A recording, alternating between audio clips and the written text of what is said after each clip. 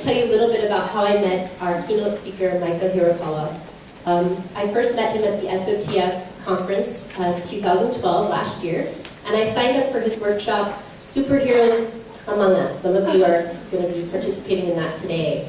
And I didn't know what to expect, but like many of you, I went with hope that I would learn something to help our students at Montessori Haleokeki who face every day with ADHD, dyslexia, and other non-specific learning abilities.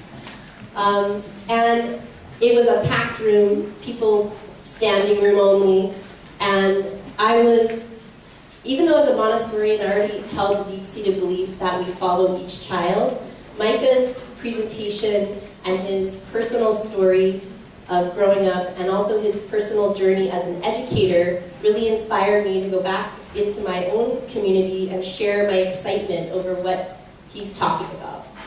And I hope that you will glean the same from that today in our keynote and also if you attend his workshop. He's currently the director of music at Le Jardin Academy on Oahu.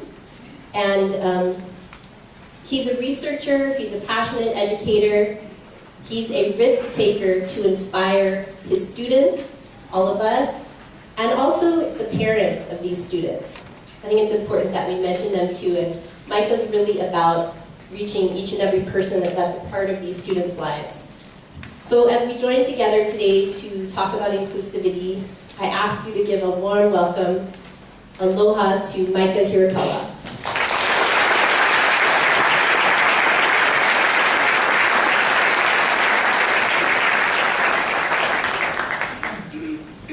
Thank you so much. Wow, there's a lot of you in here. I was just amazed that this room could fill so many people. And you know, I thought to myself, this must be Oahu. There's so many. I didn't know this many people live on Maui. Anyways, I'm really excited to be here, and I looked at the schedule, and they said that I'll be speaking here till 2 o'clock today.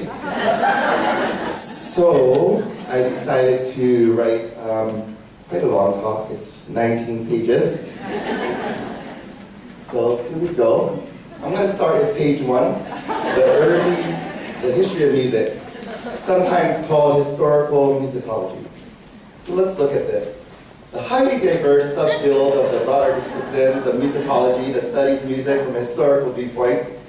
In theory, music history can refer to the study of history of any type of genre of music, rock, rap, classical. Let's see what else is out there. There's folk. There's all different types of music out there. I mean, there's over 200 different genres out there. So really, truly, we could go on and on and on, but let's get into the instrumentation. There's woodwinds, there's brass, we have percussion. So, I've worked really hard on these slides. So, there's all different types of music out there that we can study.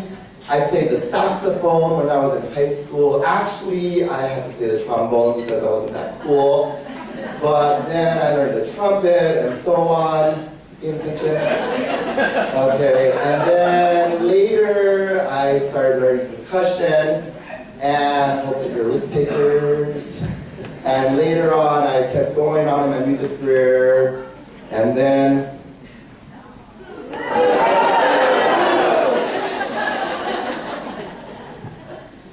page 1. All right, give yourself a round of applause. You were able to say the word peace. Okay, so that's the first, right? MISO conference, everybody yelling the word poop. Okay, and I love watching the build up to that. Because when it said, on the count of 3, I want you to say pooch, or whatever. All of a sudden, all of you became between the ages of 5 years old and 10 years old. I saw some people going, and then I saw some people going, oh my gosh, we flew this guy here. What are we nuts? And then the best part, I love this. the guys that are all sitting in the back, that were too cool to sit in the front, when they said poop, and they raised up and high five. And they were giving high fives back there, okay? They probably still say that word till today. So why would I start this off like this? We're talking about inclusion, okay? And today I want to present something that might be a little bit different in your thoughts about inclusion. Because inclusion, in my opinion, is the product of exclusion. And I would argue that it's not that quiet student that's sitting in the back of the room, or that naughty student that's saying the word poop, that's being excluded, or who needs inclusion in the classroom. I would actually say that it's all of us here as teachers. That inclusion starts with all of us as educators.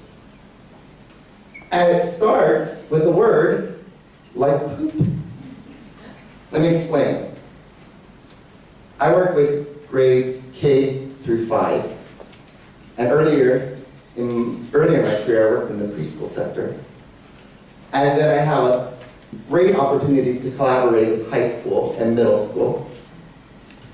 And as a teacher, I don't care what grade you're in, you will come to this point in the school year, and it might not be happening now, or it might be, where you're saying, settle down, be quiet, be quiet, be quiet. Shh, quiet, quiet, look at me, look at me, look at me, look at me, look at me, look at me. Shh, shh. 10, 9, 8, 7, 6, 5, 4, 3, 2, 1, 0. Negative numbers. Decimal.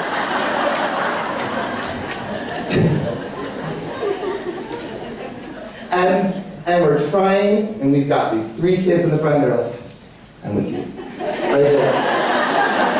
And then you get the one student in the back of the room who says one word, poop. And all the kids laugh. They all look at him. He has their undivided attention, 100%. One word, and they're all looking at him. Who is excluded in this? It is not him. He knows group control. He was able to do it in one word. You went down to decimals, fractions, okay? He did it in one word. Can we learn from that? We definitely can. How many of us would love to have that type of focus in our classroom? When we can say one word, and they are there, focused in what we're saying, in what we are doing, with one word. Desperate? Me. Now, I'm not asking everybody to go into your classrooms and say the word poop. That's not it at all. But the reason why I'm able to talk about this and be able to somewhat consider myself the expert, not the expert in poop, but the expert, is because growing up, I was the kid who was able to say that word and get everybody's attention all the time. And believe it or not, it happens in high school too. We have those assemblies, right? And the principal or someone's up there, and all of a sudden you hear that big, huge, tough center in the football team yell out, "Yeah, go Bulldogs!" 3 words. Everybody looks at him and they clap. Right? So I was this kid. And what I want to do today is kind of share with you a little dip into my past, my self-story. And I believe that if we can understand how their brains function, how they work, and the greatness that's attached to them. Poop by itself, there's no greatness there. But there is something behind it that speaks to every single one of them, and apparently to the guys in the back, giving the high fives up there. So this is our goal. Well, that's awfully dark. I'm actually Japanese and so a little darker. We did go to the beach a lot.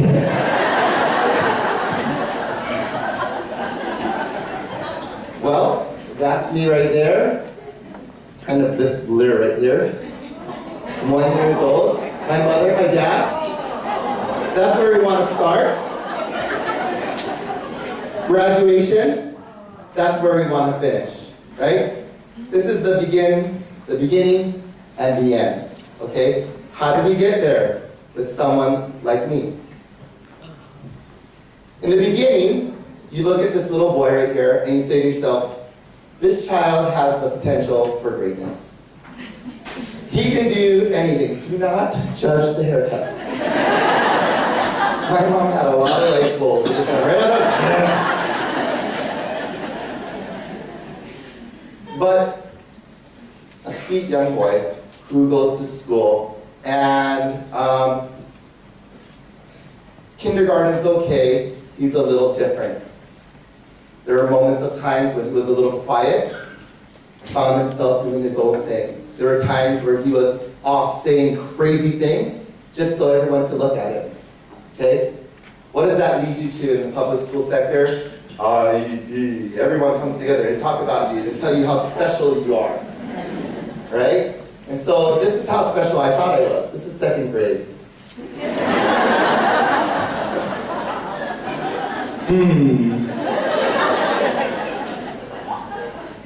Highlight of my life. Travel across the nation to show people this picture of myself. So, in this meeting, I have this wonderful form, and I keep it with me. It was the IEP evaluation that they gave to my mom. She gave it to me later after we had gone through this journey. And basically on it, it says, your son will probably not graduate from high school. And the second thing it said is you should encourage him to take up a trade. Go to a trade school. And my mother said, okay, fine, whatever. Okay, and so moving on. So I went through school. And while I was going to school, I don't think I saw faces like you before. In fact, right after I graduated from college, I went back to this school because they had let go of their music teacher, and I said, I'll volunteer there and teach music for a little while. And I saw my 5th grade music teacher. She came up to me and I'm like, oh my gosh, you're still here? She's like, I was just 21 when I worked here. I was like, really? It's incredible. So, growing up through school, it was different. They diagnosed me as being ADHD and dyslexia. It's a common diagnosis that happens all the time. And this talk today doesn't necessarily pertain to just students who are ADHD or dyslexic. It pertains to any student that doesn't feel included in the classroom. And it's my goal to help you feel that, help them to be included in that. So, elementary school was tough for an ADHD kid like myself. Why? Well, I remember in the 4th grade, I had this teacher. Her name was Miss Takata. And she was as mean as it sounded. She smoked outside. And it was our job to get her coffee. In her words, was fetch her coffee. So we'd fetch her coffee. She'd go for a smoke break outside. She'd come back in. And I never, ever, ever saw recess one day in kindergarten. So here's this kid. Okay? I never saw one day of recess. And what she would do, and I thought this was really cruel, but she would have us sit outside on the sidewalk right by the recess, and we'd write sentences about things that we could improve on. And I thought, I'm gonna beat this lady. I'm special. Okay, I'm gonna beat her. So one day I took my pencil, and I held it up, and I went, and I broke the tip. And I thought, there are no pencil sharpeners out here. Miss Takata, I cannot do my sentences right now. I can't do them at all. She said, oh, no problem. That's how I remember her voice, but she was probably 21. And then she began to sharpen my pencil with a pocket knife.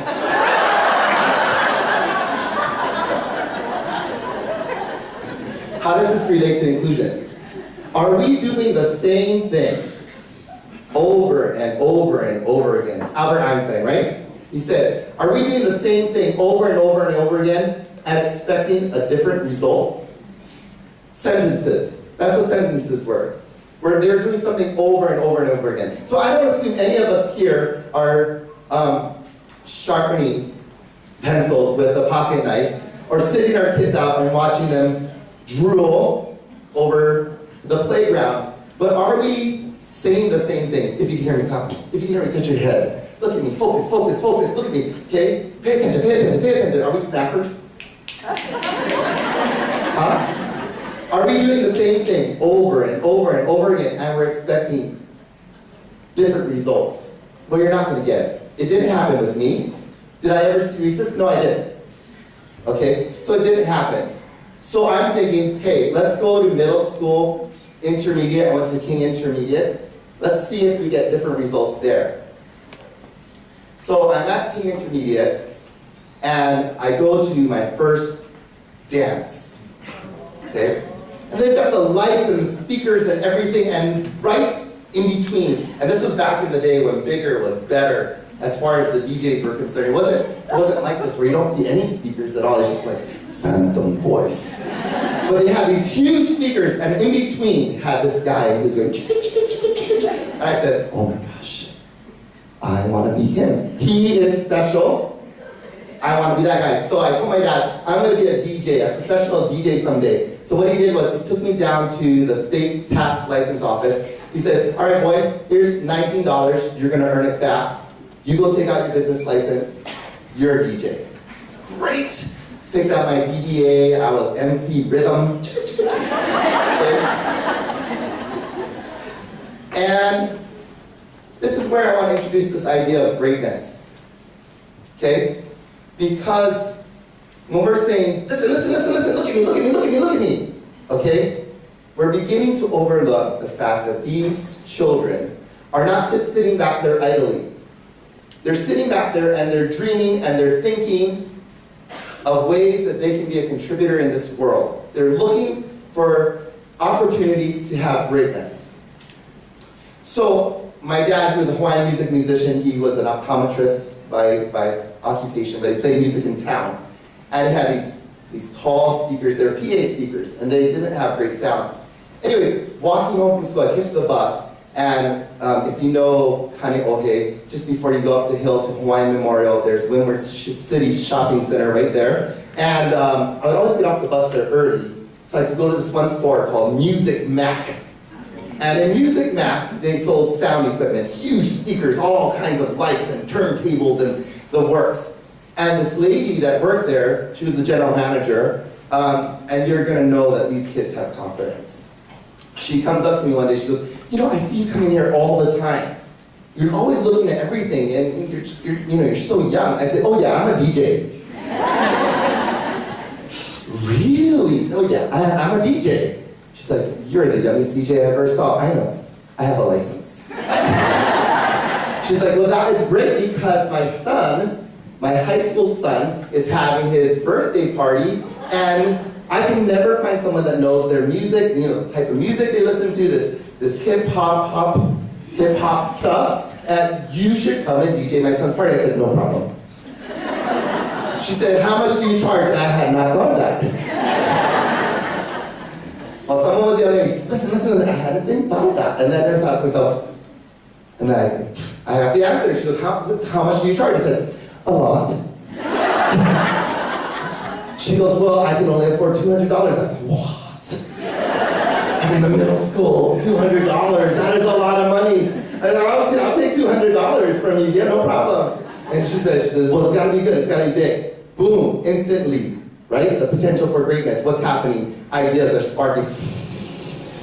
I'm getting all these thoughts, these ideas. I said, oh, I've got greatness. I have the potential for greatness. You will get your money's worth. I'm thinking $200 money's worth, which in my mind is like $2 million worth of money's worth of greatness. It's gotta be huge. So we get there to this big, huge warehouse, air conditioned, maybe about twice the size of this room. Windows closed, nice and cool and cozy. I got my lights. I got my 2 little police lights there. I got my brothers. because they were my recruits. They were over there with a flashlight. Faster, faster. That's not quite a strong light. That's not. I'm popping in my mixtapes that I taped off the radio. Oh yeah, I'm doing my thing.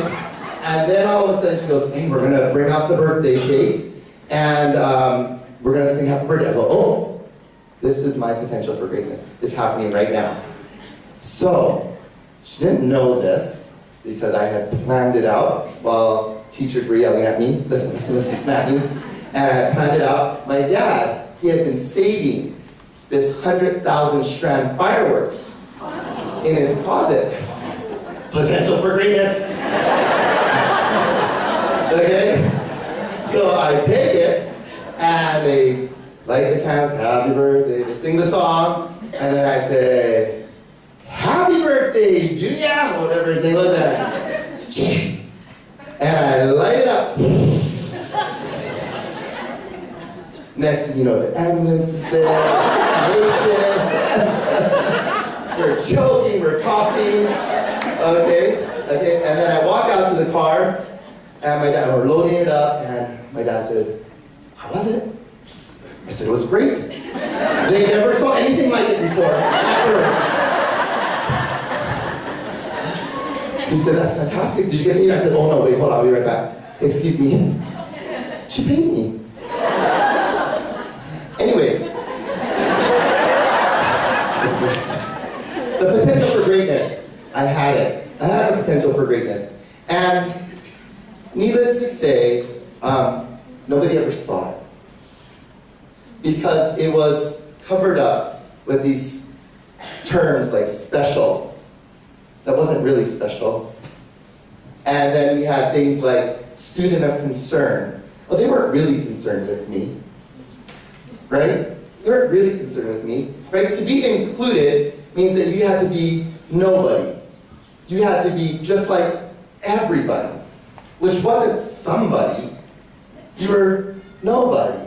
The only person that was somebody was the person snapping their fingers at you. One last story. I know I'm running short on time, but I want to just go right into this.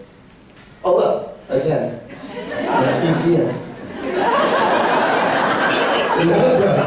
We had a 50th reunion at the Polynesian Cultural Center, and they said, which section will you dance in? And then my Samoan friend said, oh, he's Fijian. So I danced in the 50th anniversary as a Fijian, and it was a lot of fun. It didn't end there. When I was a senior in high school, so far we have this idea of greatness. Then we have this idea of not repeating something and expecting different results. The last idea that I want to put out there is this idea of creativity and the results found with creativity. So when I was a senior in high school, and as you know, senior year that's a great year for everybody, right? You go to prom, you go to state champs for swimming, you can wear a Speedo like a champ and be proud of it. Okay? And so I decided one day that we were having May Day, I was going to be somebody, not nobody. I wasn't going to be this person that followed everybody. And I had a Tongan teacher who taught English, who didn't speak English. And she said, does anybody know the Samoan fire knife dance? What an opportunity. I do. You know, someone said once to me, and I always used to look back at myself and put myself down and say, those were lies. And then one day, this person came with me who was ADHD, and he said, they're not lies. We were just great storytellers. I said, perfect, I'm a great storyteller. So I said, I know the Samoan fire knife dance. I know it. And so I went home and told my mom, and she was used to this by now. I'm a senior in high school. I said, we're going to do the Samoan fire knife dance. And of course I said, and you're going to help me make one.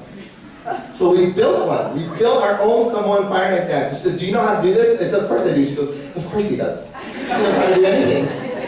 So I made one, and I ran out there in the middle of the gym. This is actually the gym, if you can see it. And I took out my knife, I lit it on fire, Tofa!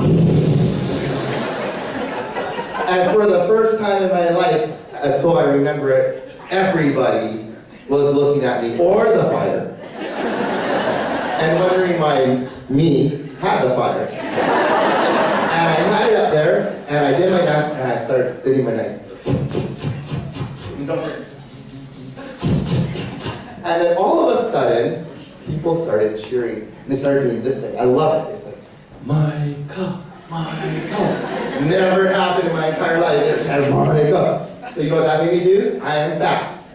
ADHD. And the more they chanted, the faster I spin that. And I'm spinning it, and I'm spinning it, and all of a sudden, which I thought was on there, the peanut that was holding the fire onto my knife went flying. And in slow motion, they went, my God.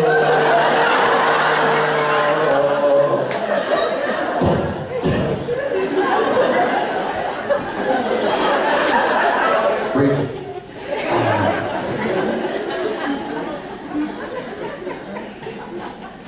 But that creativity that I had in that moment to build a Samoan fire knife was the thing that drove me right through school. And I did graduate from high school, and I did go to college. But what helped me was that I was a unique student that was able to find my way on my own. You see, when I was in band, I came up with this connection. And I found out, see, I had a hard time reading. I flipped words, spin them around. There was something about me that I excluded myself from the group that made me different, just like all these students in your classroom. And I realized on my own that I didn't skip a note when reading music. So what happened is when I would go in my classroom and someone would have me read, I'd tap my foot on the ground, and I'd keep a beat. And that worked. And then I'd tap my leg. And then we had typewriters. I found out when I was in our typing class that I could create rhythms. And I started using the music side of my brain to do my academic side. And when I was able to do that, I realized, wow, I can do things really fast, besides spinning a Samoan in front of me. I could read really fast. I could organize things really quickly. And I found that I had a super ability. School became so easy for me. And I soared right through college. But why is this so important for all of you? The reason why it's important for us as educators is because I found out that I am unique. That there aren't many Micah Hirokawas in this world that can make these connections on their own. They've got the ability, but we as educators have to take the time to find out how to make these connections. So how does it relate to the beginning, what we're talking about? Do you know what children listen to music-wise? Do you know what they talk with their friends about? Do you take the time to visit with them one-on-one? Not during classroom time, but in the hallways. Are you speaking with them? Are you speaking their language? You don't need to say their words. Because clearly poop, okay, has greater meaning in there. Are you speaking their words? Do they feel genuinely committed to the conversation that you're having with them? I'm going to leave you with 3 strategies. Where do you start? Number 1, start with yourself. I think that inclusion starts with all of us here, and I believe that it starts outside of the classroom. I am not one for the teacher's lounge at all. I think it's a petri dish that breeds exclusion. 57 years ago, teachers ate with their students in the lunchroom. Okay? Are you excluding peers and colleagues? How can you begin to teach this? if we're not doing it within our faculties, our administration, within our staff. Okay? So start with yourself. Okay? Teacher's lounge isn't the only place to eat your lunch.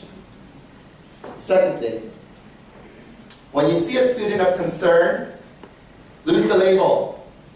They're not a student of concern. They're a person. They're not special ed. They really are special. But that has no meaning today. Okay? Recreate that word. Okay?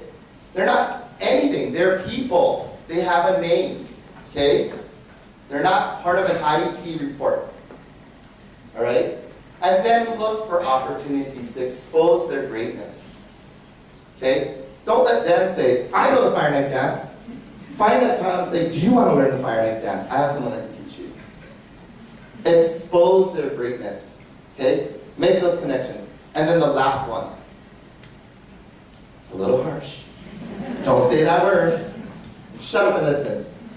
Stop saying, settle down. Be quiet and listen to me. Okay? Because do you want to know what the translation of the word poop is? Settle down. Be quiet. And listen to me. Thank you.